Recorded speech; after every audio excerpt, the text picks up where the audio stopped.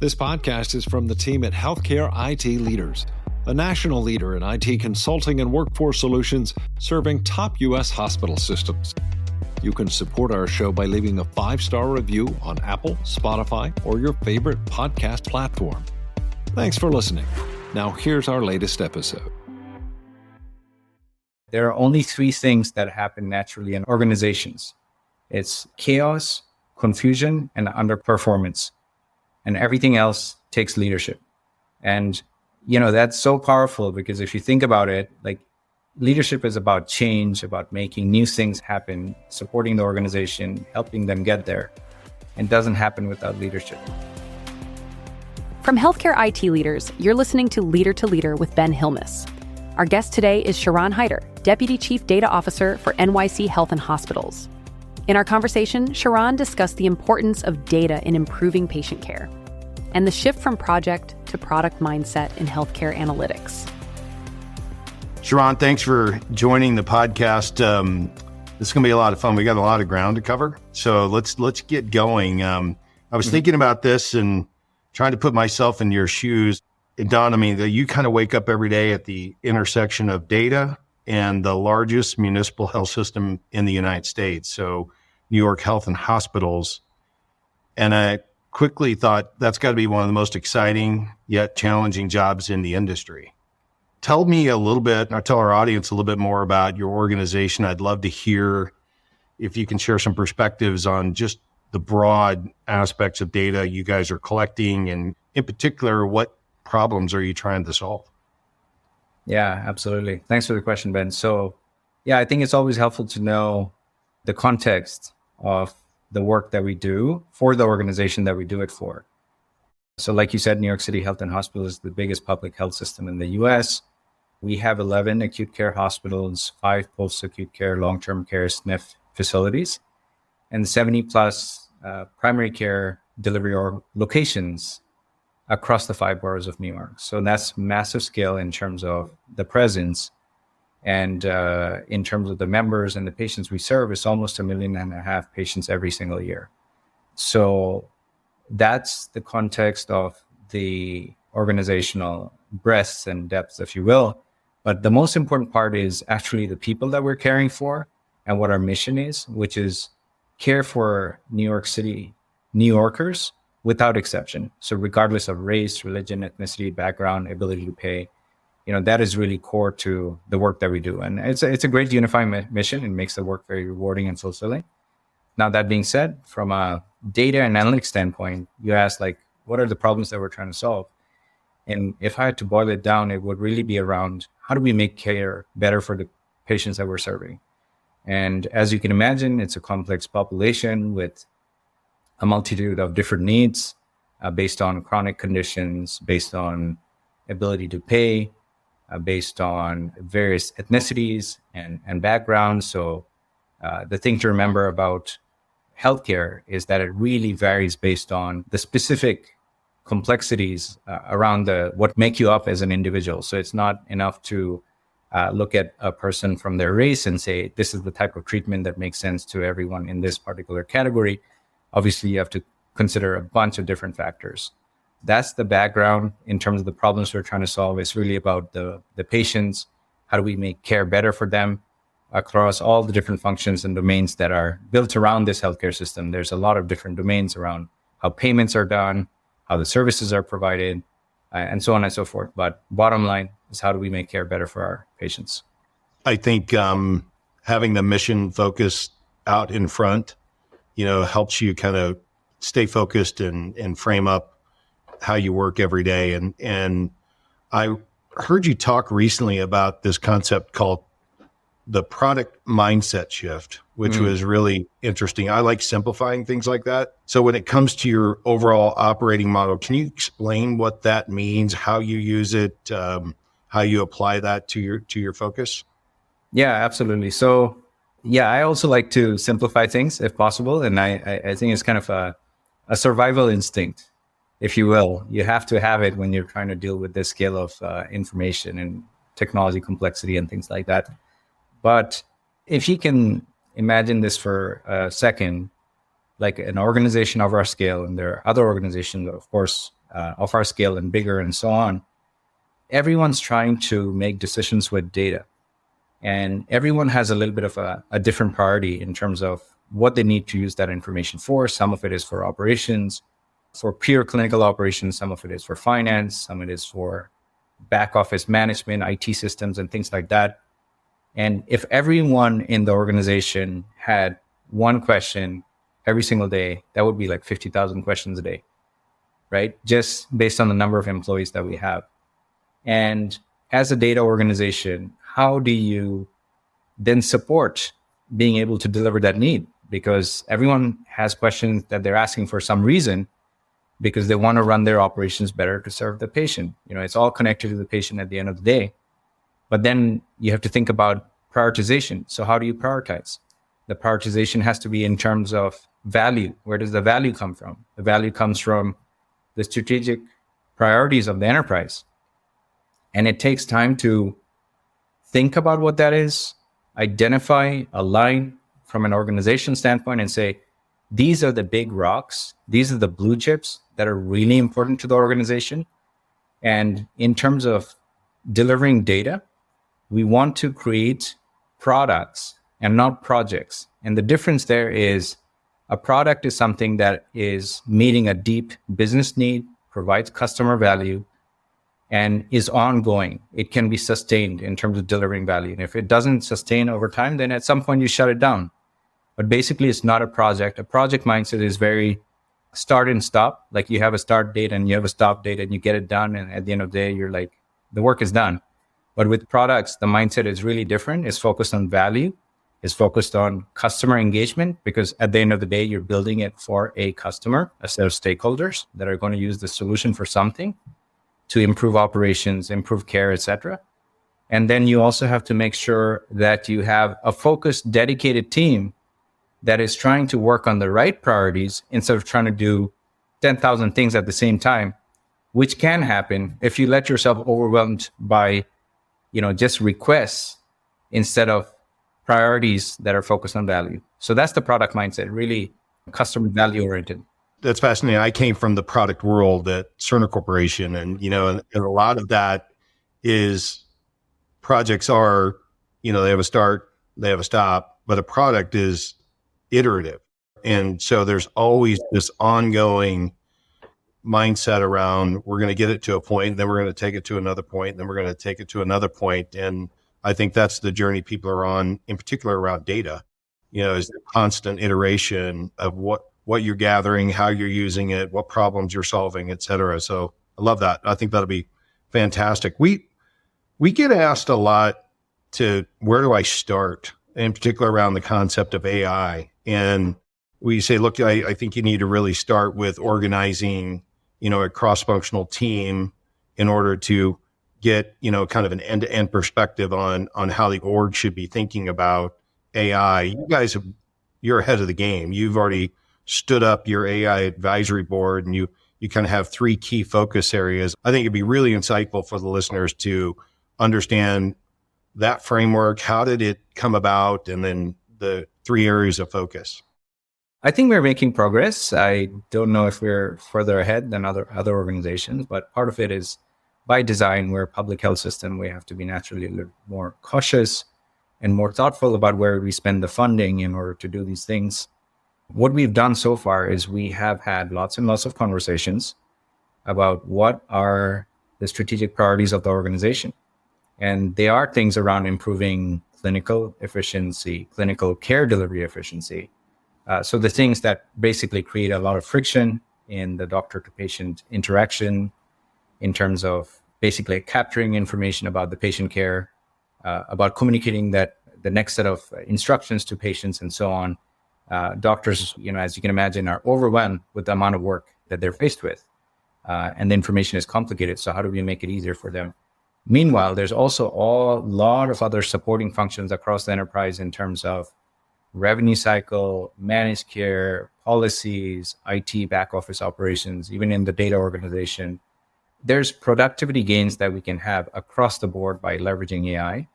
And so how do we create, these access to these platforms where we can safely and easily interact with sort of an advisor, right? Like I think of ChatGPT and other large language models as an advisor. Like if we're trying to learn information about something, or if we want to synthesize and summarize information really quickly, or even build programs and code really quickly, that allows us to do it, not get it right necessarily, but you can accelerate that process, so much more by having something like that at your fingertips.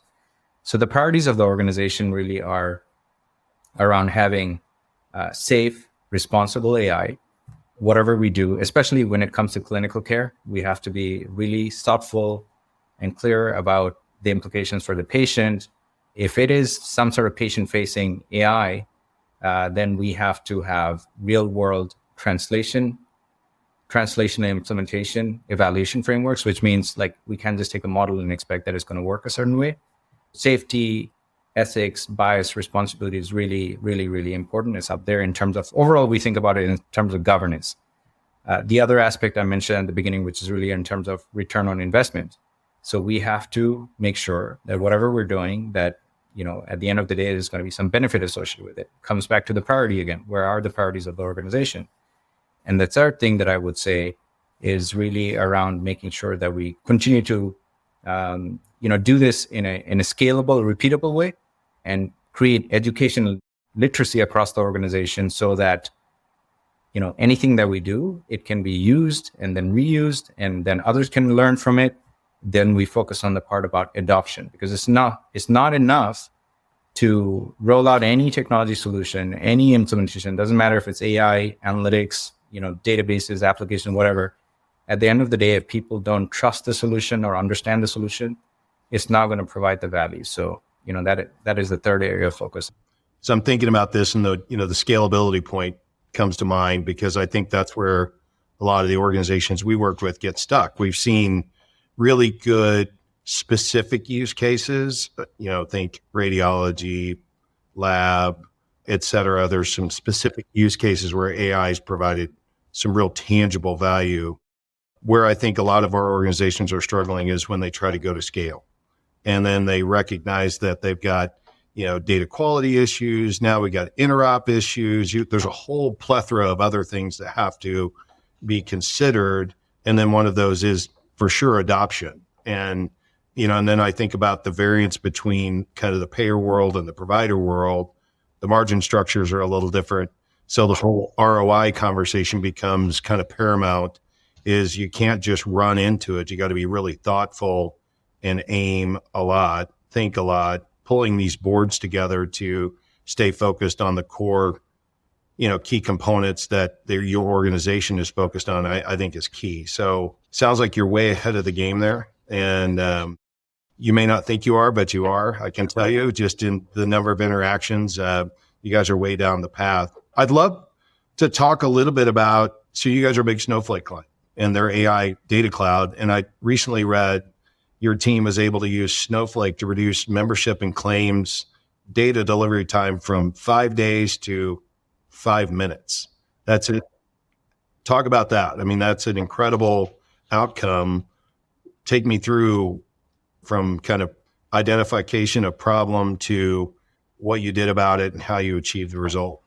I think this is a really good example of being clear on the enterprise priority and the need, and what is the reason that we should do this in the first place. Because as you can imagine, that 5 days to 5 minutes didn't happen overnight, and It didn't happen, very easily, with some small shifts in, process or technology. It took a lot of effort. It took a lot of design and, hard work and so on.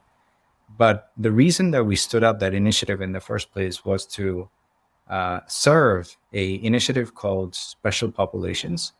And the Special Populations Initiative was to provide holistic care in terms of not just medical, but also financial well-being, transportation, food, housing assistance for people experiencing homelessness in New York City.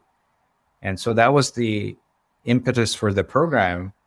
And the reason that the data part became really important was there's a lot of different agencies that need to share information when someone shows up at a homeless shelter, as you can imagine. They are there with complex needs. They may not understand the language. They may be experiencing mental stress. They may be handicapped. and they just basically need a lot of support.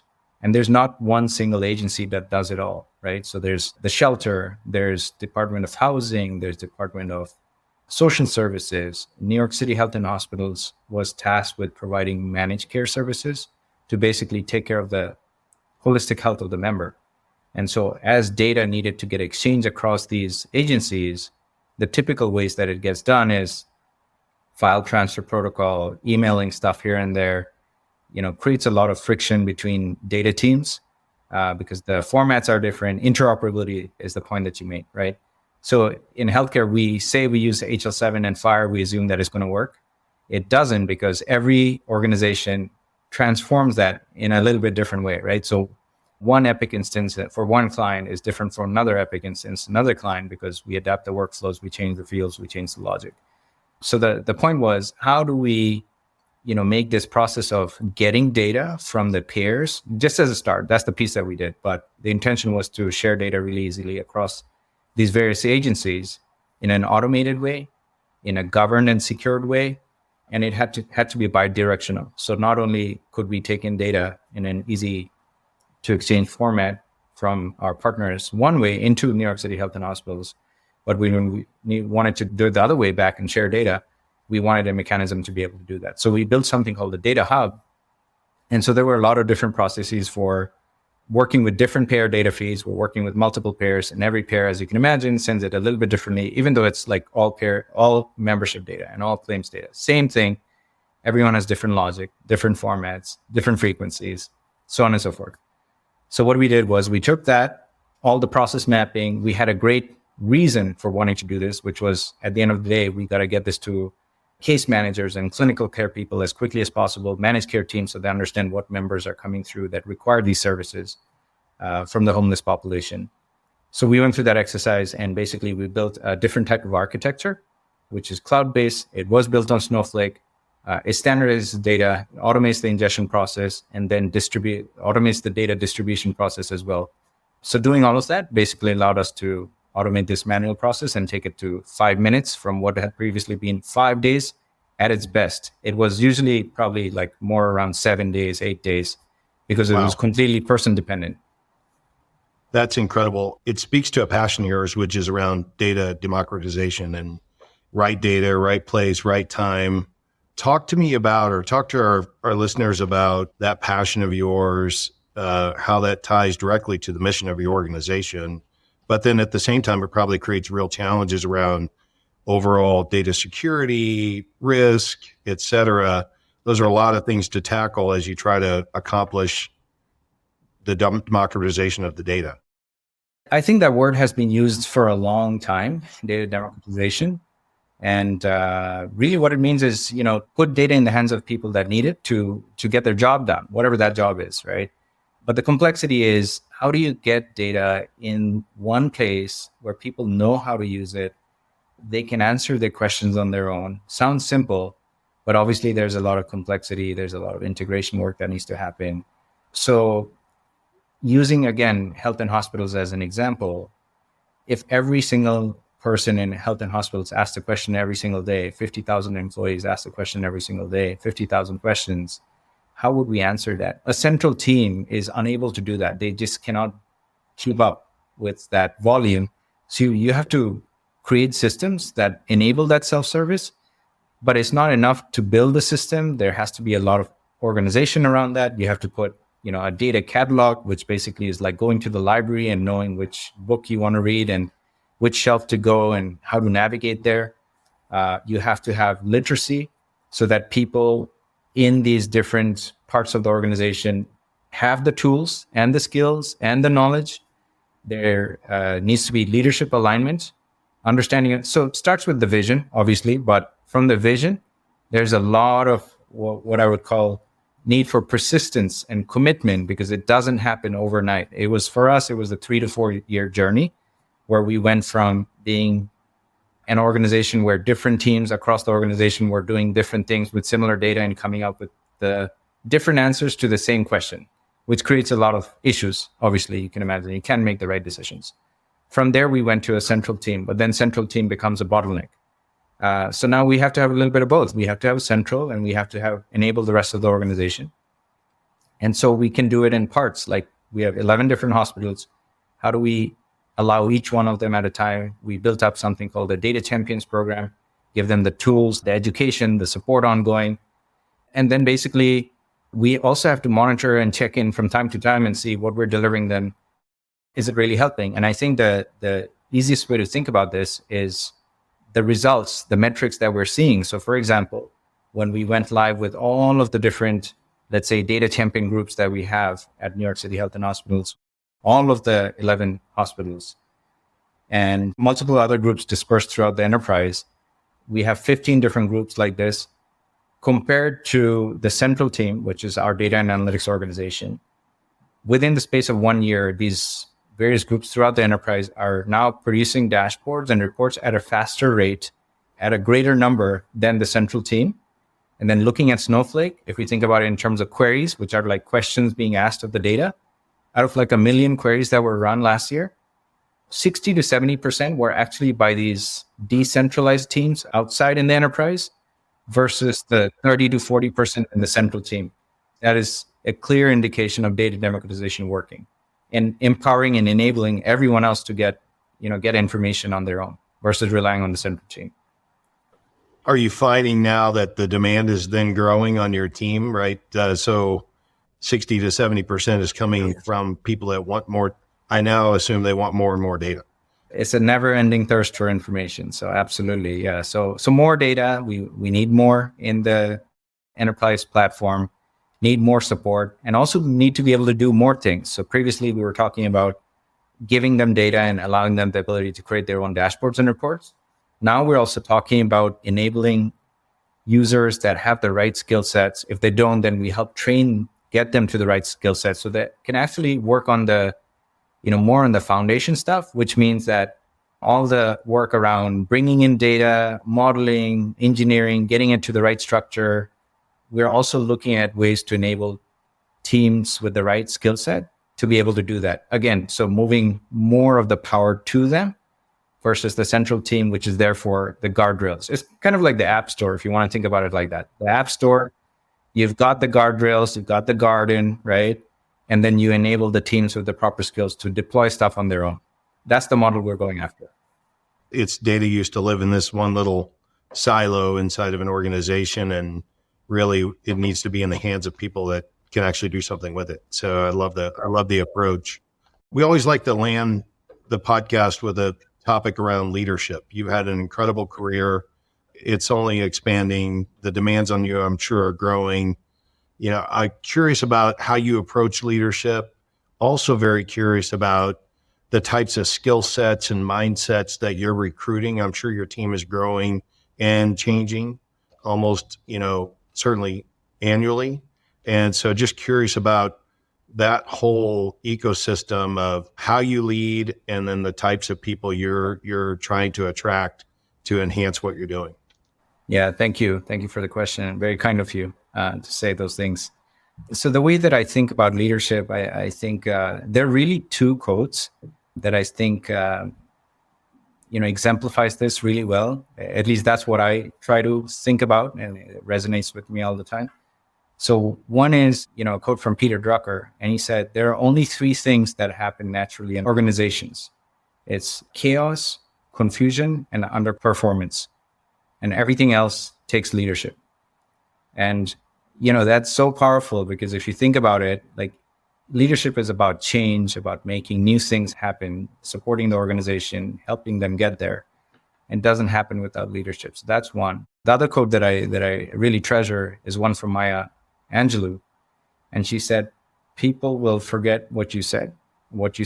People will forget what you did, but they will never forget how you made them feel. And so it's really important to remember the human aspect of this. It's not about just getting things done. It's about respecting the feelings of the people that you're working with while you're trying to get it done. That's really important in my opinion. Now, you also asked about the skills that we're looking for and the mindset and so on. Technology is changing so fast. I don't think we know the jobs that will exist like 3, 4, 5 years from today, especially with AI and how it's going to change responsibilities of everyone in the organization, no matter what function it is. I mean, Goldman Sachs has done analysis on this. McKinsey has done analysis on this where, 30-40% of most people's jobs will completely go away. And there are certain jobs that will almost certainly completely disappear. So what does that mean? It basically means that we have to be able to be adaptable, pick up new things and have a mindset of curiosity. Like, it's easy to get scared, I think, sometimes at the pace of change. But I think if we're open to change, be willing to learn, just continuously digging into new things, I think that's the most important skill. And then throughout all of this, I think what's going to become even more important, given all the technology and automation stuff that is coming our way, is being able to work well with people.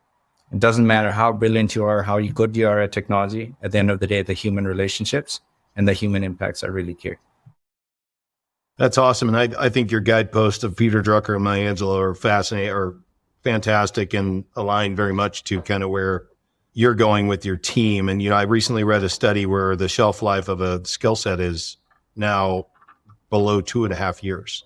So if you think about just how rapidly that is changing, just the constant challenge to our teams to reimagine and be creative, be curious, not be afraid to say yes to trying something new, it's going to be a differentiator for those that lead, for sure. Well, this has been great. I'd love to continue the dialogue at some point, just to continue to see how you guys are moving further on your overall data and value journey and how that continues to tie to the core mission of the organization. I think you guys are getting it right. So this has been fascinating. I know the listeners are going to really enjoy hearing what you had to say. So thanks for coming on today. Thank you, Ben. I enjoyed it. Shahran is doing innovative work at NYC Health Hospitals. Here are a few key takeaways from our conversation. 1, Shahran's a big believer in a product mindset. Instead of one and done projects, he's focused on long-term solutions that keep delivering value. 2, Shahran is committed to democratizing data, giving stakeholders the tools and training to access data and create their own reporting and insights. 3, his advice for young engineers is to be adaptable and curious. Those are key attributes for success in this new era of artificial intelligence. So what did you think? What were your big takeaways from the episode? I'd love to hear from you on our social media channels or drop me an email from our website at healthcareitleaders.com. Thanks for joining us for Leader to Leader. To learn more about how to fuel your own personal leadership journey through the healthcare industry, visit healthcareitleaders.com. Don't forget to subscribe so you don't miss any insights, and we'll see you on the next episode.